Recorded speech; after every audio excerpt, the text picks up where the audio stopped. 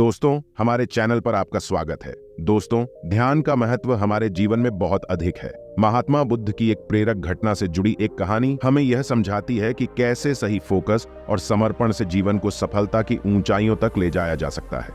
एक बार गौतम बुद्ध अपने शिष्यों के साथ धर्म का प्रचार करने के लिए दूसरे नगर में जा रहे थे। लंबी यात्रा के बाद सभी शिष्य थक गए और उन्होंने फिर बुद्ध से कहा, गुरुजी, यदि आपकी अनुमति हो तो हम कहीं रुककर कुछ देर आराम कर लें।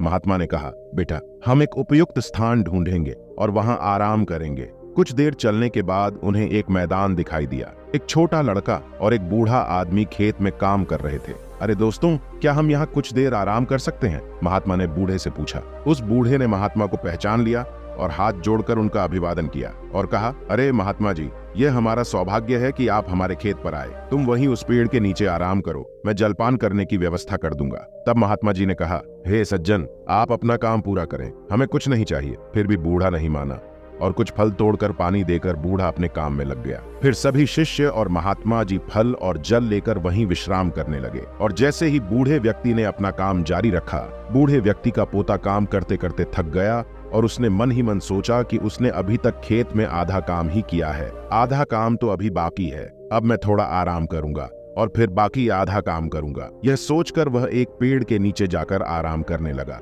पेड़ों से आने वाली ठंडी हवा ने बूढ़े आदमी के पोते की आंखों को प्रभावित किया, लेकिन बूढ़ा आदमी काम करता रहा। फिर बूढ़े के पोते के जागने से पहले बूढ़े ने खेत का सारा काम खत्म कर लिया था। वह दृश्य गौतम बुद्ध और उनके शिष्यों ने देखा था। तब उनके शिष्य ने महात्मा जी से कहा, हे गुरुजी, इतना बूढ़ा होने के बावजूद भी इस बूढ़े व्यक्ति ने बिना आराम किए पूरे खेत में काम किया। दूसरी ओर उनका पोता उनसे छोटा होने के बावजूद बाकी काम आधा कर देता था। गौतम बुद्ध ने कहा, तुम सही कह रहे हो, लेकिन ऐसा इसलिए हुआ क्योंकि बूढ़ा आदमी केवल खेत के काम पर ध्यान दे रहा था, शरीर की थकान पर नहीं। लड़के का ध्यान मैदान पर नहीं, बल्कि अपनी थकान पर था। यह हमें सिखाता है कि अपना ध्यान हमेशा लक्ष्य पर रखें, कहीं और नहीं। इतना कहकर महात्मा जी और उनके शिष्यों ने बूढ़े को नमस्कार किया और अपने रास्ते चले गए। इस कहानी के माध्यम से हमने सफल जीवन के लिए ध्यान और समर्पण के महत्व को देखा। यह हमें याद दिलाता है कि अपने लक्ष्यों को प्राप्त करने के लिए हमें समय समय पर आराम करने की आवश्यकता है, लेकिन इसका मतलब यह नहीं है कि हमें अपने काम में आलसी होने की अनुमति है। सही फोकस और समर्पण के साथ हम सभी चुनौतियों का सामना कर सकते हैं और अपने लक्ष्यों को प्राप्त करने में सफल हो सकते हैं।